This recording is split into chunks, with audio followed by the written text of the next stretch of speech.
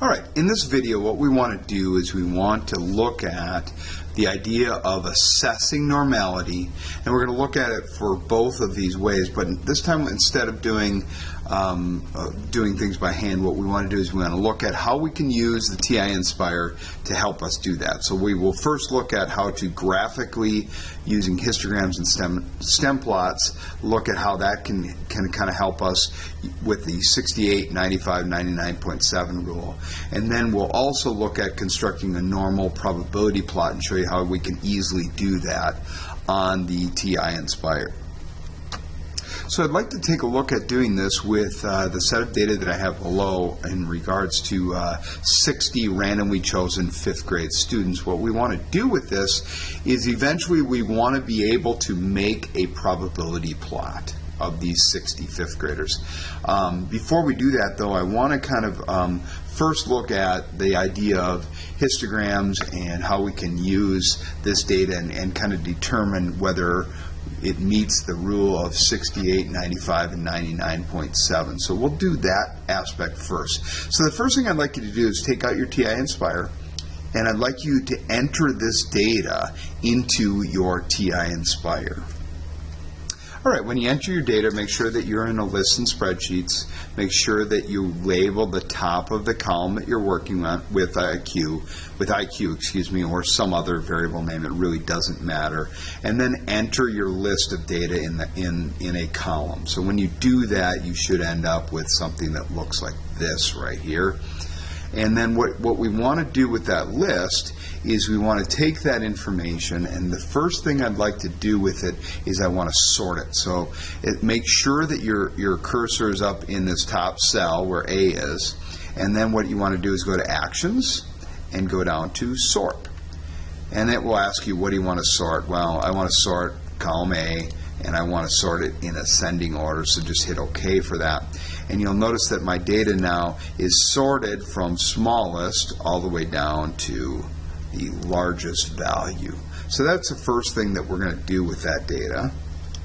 All right, the next piece of information that I would like to get is I'd like to get my one variable statistics. So all you need to do is like we've done many times in class, is go to statistics, go to statistics calculations, and one variable stats. Okay, and we want one list. That's good.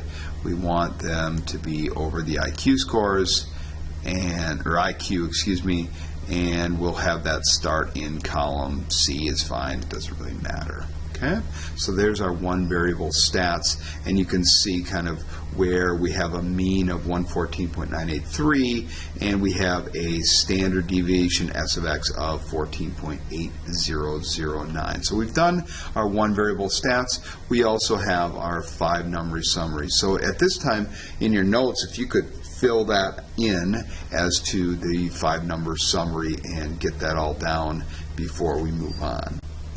All right, once you have your 5-number summary down, here are our answers. If you need to pause it, go ahead and do that. But what I'd like to do now is I'd like to create a histogram. So let's go and do that. So what we're going to do is we're going to go and we're going to add a data and statistics. So you can go to home and add data and statistics.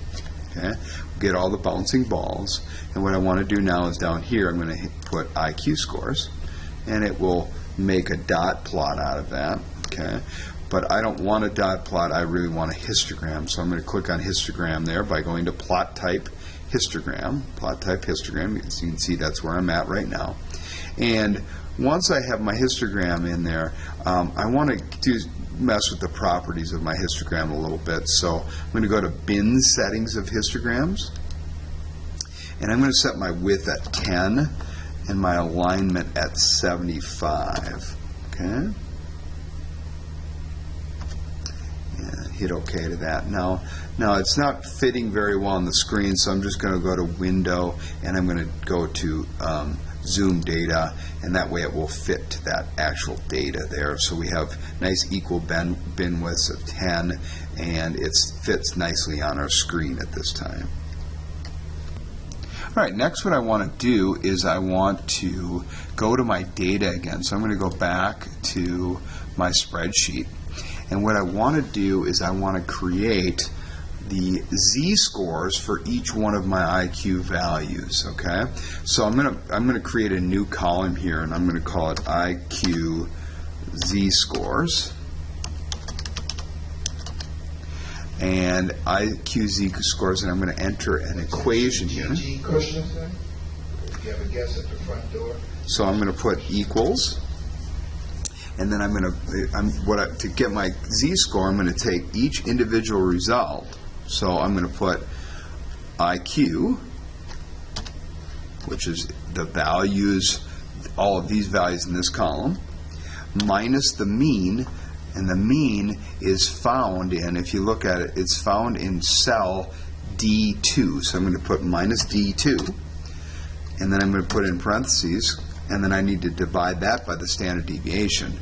And the standard deviation of this sample is SX, which would be in cell D5. So I'm going to put D5 here. And then if I hit enter to that, it will fill in those values. So now in column B, all of the values that I have here are the z-scores for each one of the IQ scores.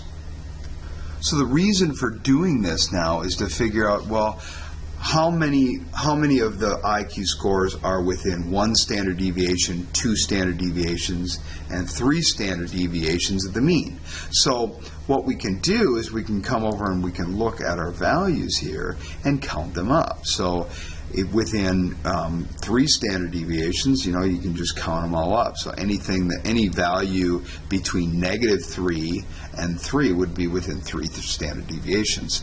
Well, since I want you to fill in this chart, you're going to want to count the ones between -3 and -2, between -2 and -1, etc. So see if you can fill this in for the values by counting them up based on these z-scores that I have in the table here.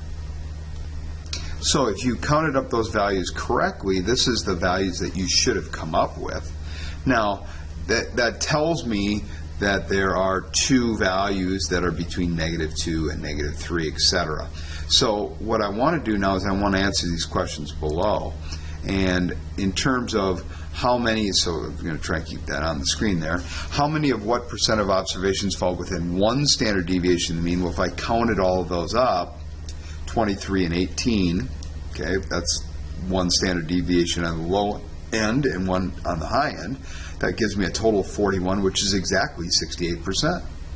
There are 57 of them that are within 2, so that would be 6 and 10, and then also the 41 that we already had, which is exactly 95%.